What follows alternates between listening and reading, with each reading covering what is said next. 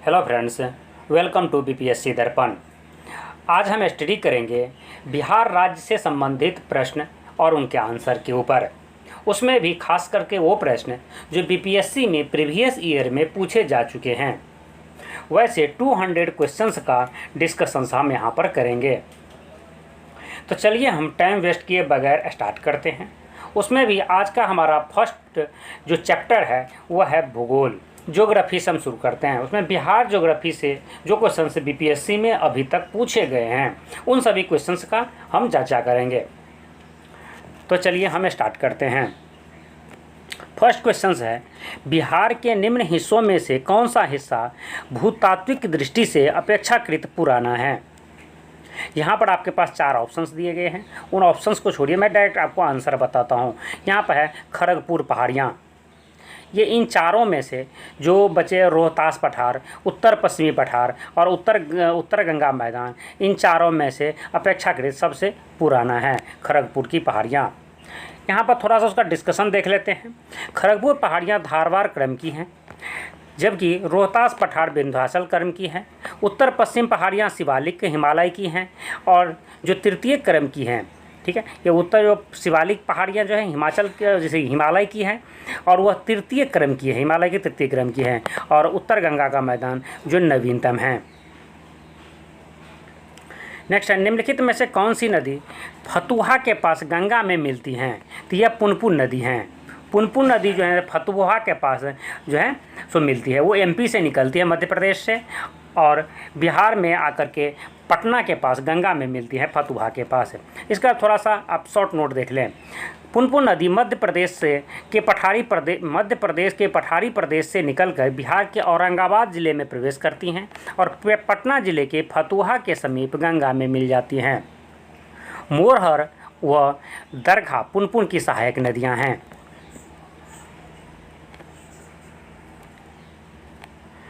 Next देखते हैं, Koppen के जलवायु वर्गीकरण के अनुसार उत्तर बिहार की जलवायु किससे प्रदर्शित की जाती है। तो यह कैपिटल सी, स्मॉल डब्ल्यू और जी से, CWG से जो है उसको निर्देशित किया जाता है, प्रदर्शित किया जाता है उत्तर बिहार की भूमि को, उत्तर बिहार की जलवायु को। मुजफ्फरपुर, दरभंगा तथा चंपारण जिले में कौन सी मिट्टी अधिकांशतः पाई जाती हैं। ठीक है, तो यहाँ पर आपको अधिकांशतः नवीन जलोढ़ मिट्टी पाई जाती हैं।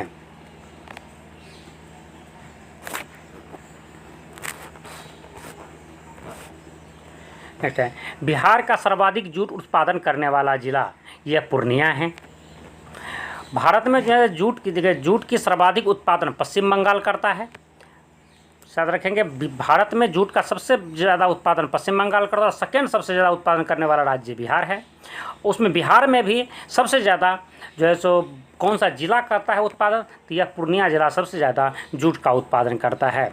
पश्चिम बंगाल अकेले ही जूट उत्पादन में 75% हिस्सा रखा था। ये 2014-15 की ही जनगणना है, ऑलमोस्ट उससे ही ज़्यादा है, कम नहीं है। बिहार जूट उत्पादन में दूसरा सबसे बड़ा राज्य है, आपको मैं पहले बता चुका हूँ।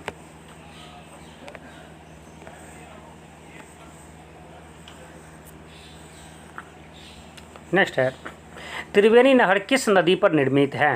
तो यह जो है गंडक नदी पर निर्मित है। ठीक है, और गंडक जो है गंगा की सहायक नदी है। कैमूर पठार किसके लिए प्रसिद्ध है। यह चूना पत्थर के लिए प्रसिद्ध है।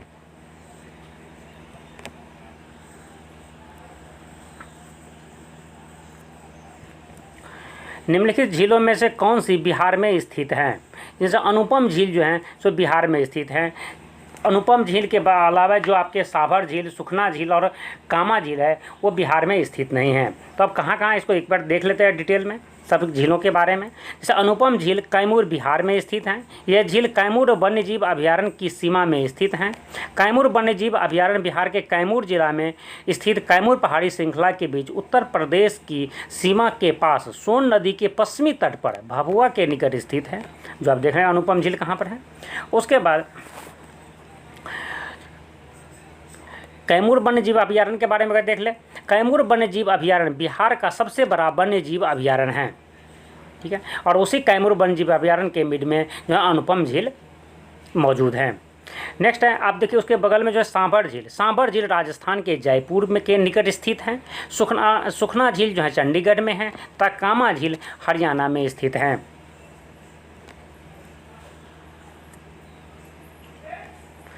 उत्तर बिहार किसके लिए प्रसिद्ध है? तो उत्तर बिहार बाढ़ के लिए प्रसिद्ध है। उत्तर बिहार में सबसे ज़्यादा बाढ़ आते हैं बारिश के मौसम में, क्योंकि सबसे ज़्यादा नदियाँ भी उत्तर बिहार में ही प्रवाहित होती हैं दक्षिणी बिहार की अपेक्षा।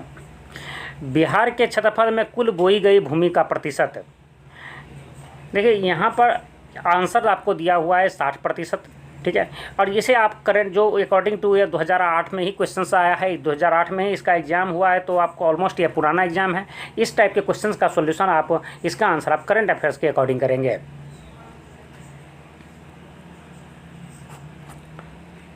बिहार में कोयला का जो है सो बिहार में कोयला का अनुमानित भंडार है।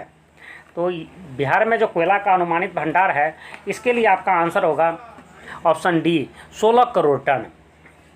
इसमें भी एक थोड़ा सा कन्फ्यूजन है, थोड़ा देख लेते हैं यहाँ पर आकर के, आप एक बार थोड़ा सा डिटेल देख लेते हैं।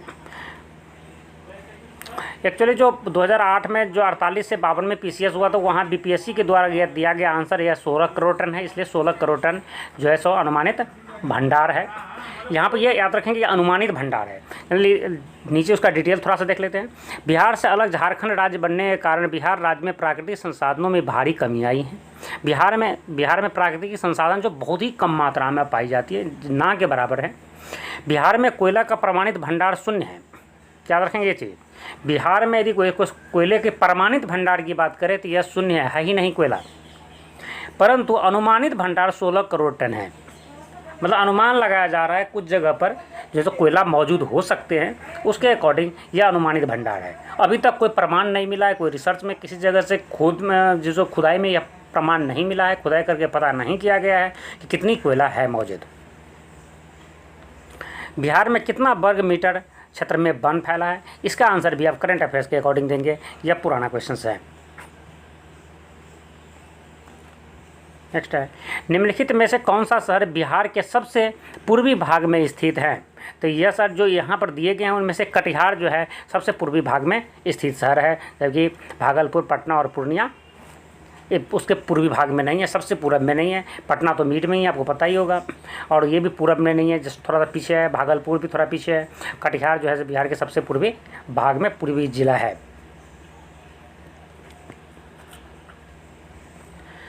बिहार का कुल भौगोलिक क्षेत्रफल, देखिए बिहार का कुल भौगोलिक क्षेत्रफल यदि एक क्वेश्चन पूछे आपसे तो इसका आंसर आप इनमें से कोई नहीं देंगे, क्योंकि एक्चुअली वैसे भी क्वेश्चन आंसर एक गलत है और दूसरा यदि सही भी होता तब भी आप उसे नहीं देते, क्योंकि उसके पीछे वजन ये 1995 में है जब झारखंड बिहार के साथ था। 2000 ईस्वी में झारखंड अलग हो गया है, ठीक है। अब जो प्रेजेंट में आपसे क्वेश्चन पूछा जाएगा तो उसका आंसर होगा आपको 94,163 वर्ग किलोमीटर जो बिहार का क्षेत्रफल है, ठीक है।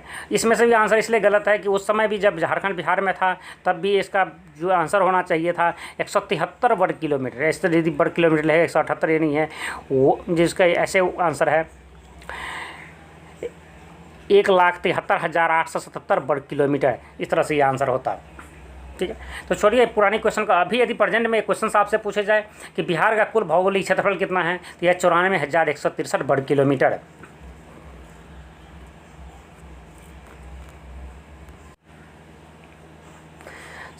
संसार का सर्वोत्तम खनिज अभ्रक प्राप्त होता है, मतलब सबसे उत्तम जो है खनिज अभ्रक जो है, अभ्रक कहाँ से प्राप्त होता है? तो यह इसका आंसर होगा आपको हजारीबाग का आंसर बी है। हजारीबाग से सबसे उत्तम खनिज प्राप्त होता है, मतलब सबसे उत्तम अभ्रक प्राप्त होता है। और हजारीबाग के साथ साथ जो है सो गिरिडीह और कोडरमा से भी अभ्रक, बहुत अच्छे अभ्रक प्राप्त किए जाते हैं। और यह झारखंड में प्राप्त होने वाले कुल अभ्रक का इन तीनों जगह से, हजारीबाग, गिरिडीह और कोडरमा से लगभग 80% अभ्रक प्राप्त किए जाते हैं।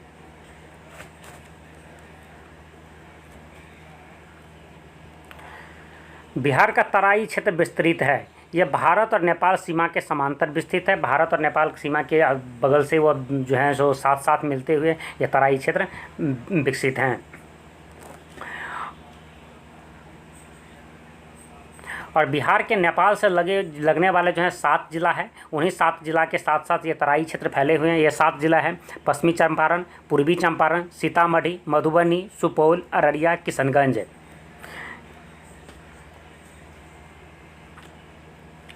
बिहार का सोमेश्वर श्रेणी है, ये जो चारों श्रेणी दिया गया है पारसनाथ पहाड़ी से पुरानी है, सही है, उससे भी पुरानी है। राजमहल पहाड़ी से भी पुरानी है। खड़गपुर पहाड़ी से पुरानी, इन सबसे ये नई है, इन सबसे नई। ये डी है, मतलब इससे पुरानी नहीं है, ये सबसे, ये चारों नाम दिए गए पारसनाथ, राजमहल और खड़गपुर, इन सबसे ये नई श्रेणी है बिहार की सोमेश्वर। बिहार की सोमेश्वर श्रेणी जो है, जिसे सुमेश्वर या सोमेश्वर भी बोलते हैं, वह शिवालिक श्रेणी का निर्माण एक ही काल प्लीस्टोसीन काल में हुआ। अतः यह उपयुक्त तीनों पहाड़ी की अपेक्षा नवनिर्मित पहाड़ी हैं। तो याद रखेंगे, यह सोमेश्वर के जगह पर आपको शिवालिक श्रेणी भी पूछ दे तो ये पारसनाथ, राजमहल और खड़गपुर से नई हैं।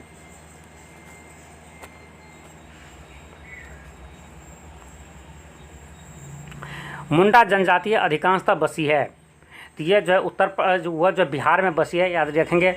लेकिन ये बिहार में तब थी ज़्यादातर जब बिहार में झारखंड रेड था, झारखंड में मुंडा ज़्यादा निवास करते थे। अब यहाँ पर उसके बारे में डिटेल देखना है तो देख सकते हैं आप। तत्कालीन बिहार के कटिहार, रांची, पश्चिम सिंहभूम, पलामू, पूर्वी सिंहभूम, गुमला जिले में मुंडा जनजाति संकेंद्रित जिले थे, मतलब उससे मुंडा जनजाति यहीं पर ज़्यादातर निवास करते थे। 15 नवंबर 2000 को बिहार से कटकर नवनिर्मित झारखंड राज्य के पश्चात मुंडा जनजाति बिहार की 5वीं सबसे अधिक जनसंख्या वाली जनजाति है। मतलब बिहार में उसकी जनसंख्या के अकॉर्डिंग 5वां स्थान है जनजाति मामले में, तो समझिए। और झारखंड राज्य में जनजाति की कुल संख्या की दृष्टि से मुंडा जनजाति तीसरी सबसे बड़ी जनजातियाँ हैं। याद रखें कि यह जेपीएससी के लिए भी है कि मुंडा जनजाति झारखंड में तीसरी सबसे बड़ी जनजातीय समूह है, जबकि वह बिहार में 5वीं सबसे बड़ी जनजातीय समूह है। बिहार से होकर जाने वाले राष्ट्रीय राजमार्ग, इसमें भी ये करंट अफेयर के अकॉर्डिंग देखेंगे, पुराने क्वेश्चंस हैं। बिहार में राष्ट्रीय राजमार्गों की कुल संख्या, ये भी अकॉर्डिंग टू करंट अफेयर्स देखेंगे आप। छोटा नागपुर के जंगल, ये कैसे जंगल है छोटा नागपुर के? तो छोटा नागपुर के जो जंगल है यह है पतझर और जो है सवाना, दोनों ही टाइप के यहाँ के पेड़ होते हैं। छोटा नागपुर के जंगल में जो पेड़ है वो पतझर और सवाना दोनों ही टाइप के होते हैं। दोनों ही टाइप के जंगली पेड़ यहाँ पर पाए जाते हैं। बिहार में भारी मशीन निर्माण प्लांट स्थित है। यह जो है रांची में स्थित है। जेपीएससी के लिए भी है, ठीक है। जो बहुत सारे स्टूडेंट जेपीएससी का एग्ज़ाम भी देने वाले हैं उसके लिए बहुत ही उपयोगी यह क्वेश्चंस है। टाटा लॉ इस्पात कारखानों में लॉ की आपूर्ति होती है, यह सिंहभूम से होती है, ठीक है। ये भी जेपीएससी के लिए इम्पोर्टेंट है। बिहार का कौन सा शहर वन्य जीव अभयारण्य, वाइल्ड लाइफ सेंचुरी और राष्ट्रीय पार्क के लिए प्रसिद्ध है? तो यह गया है। और बहुत सारे स्टूडेंट का कन्फ्यूजन होता है गया और बोध गया में क्या अंतर है, तो चलिए हम यहाँ पर इसके बारे में डिस्कस कर लेते हैं। बोध गया एक ही जगह का नाम है। बोध गया उस स्थान को कहते हैं जहाँ गौतम बुद्ध का ज्ञान प्राप्त हुआ था। अब देखिए, गया यह ज़िला है, जो बिहार का एक ज़िला है उसका नाम है गया, ठीक है। अब इसका जो हेडक्वार्टर है गया का, ये भी गया में ही है। कभी कभी अब क्वेश्चंस के अकॉर्डिंग आपको देखना होगा कि कभी कभी पूरी गया को इंडिकेट करने के लिए बोध गया का इस्तेमाल कर लिया जाता है, तो कभी कभी गया जो हेडक्वार्टर है उसको भी इंडिकेट करने के लिए बोध गया का इस्तेमाल किया जाता है। जबकि बोध गया, यहाँ पर गया जो मेन सिटी है, हेडक्वार्टर है, उसके नीचे एक जगह है, गया से नीचे है, गया के कहा जाता है गया के दक्षिण में है, ठीक है। तो यह एक बोध गया जगह है जहाँ पर भगवान बुद्ध को ज्ञान की प्राप्ति हुआ था। एक्चुअली यहाँ है, लेकिन कभी कभी उसको आप क्वेश्चन के अकॉर्डिंग आप देखेंगे कि कभी कभी उसे पूरे राज्य को डिनोट करने के लिए भी बोध गया का इस्तेमाल किया जाता है। लेकिन आप याद रखेंगे, जब भी क्वेश्चंस में यदि आपका ऑप्शन दिए होंगे तो ऑप्शन गया या बोध गया में से कोई एक ही होगा, दोनों ही नहीं होगा कभी भी। तो यहीं पर आपको 2 क्वेश्चन मिलेंगे, दोनों में से आपको कन्फ्यूजन समाप्त हो जाएंगे, इसे आप देख लेंगे। तो चलिए हम देखते हैं नीचे।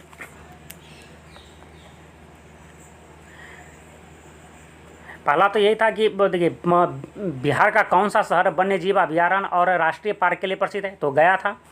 नेक्स्ट क्वेश्चन ये देखिए, यहाँ पर आपको मिलेगा कि निम्नलिखित में से कौन सा स्थान बिहार में वन्य जीव अब वाइल्ड लाइफ के लिए प्रसिद्ध है? तो इसका आंसर है बी, बोध गया है, ठीक है। तो आपको समझ ही गए थे, कभी कभी गया को भी डिनोट करते हैं बोध गया से। कोयले पर चलने वाले 3 थर्मल पावर प्लांट जो बिहार में स्थित है इस प्रकार है। तो यह थर्मल पावर प्लांट जो हैं सो ये हैं बोकारो, चंद्रपुर और संतालडीह। तो इसे आप याद रखेंगे, ये जेपीएससी के लिए VVI है, और जो स्टूडेंट बीपीएससी की तैयारी करे उसके लिए वो इतना इंपॉर्टेंट नहीं है, फिर भी याद रखे तो अच्छी बात है। ये हमारे टॉप 25 या 26 क्वेश्चंस कंप्लीट हो चुके हैं, और हम नेक्स्ट 25 क्वेश्चंस नेक्स्ट वीडियो में आप लोगों के लेकर के आएंगे। और आप अभी तक इस चैनल को सब्सक्राइब नहीं किए हैं तो इसे ज़रूर सब्सक्राइब कर लें, जिससे मेरे नेक्स्ट वीडियो का जो नोटिफिकेशन आए तो वो आप तक आसानी से पहुंच जाए उसका नोटिफिकेशन से, और आप नेक्स्ट वीडियो भी आसानी से देख सकें। Thank you very much.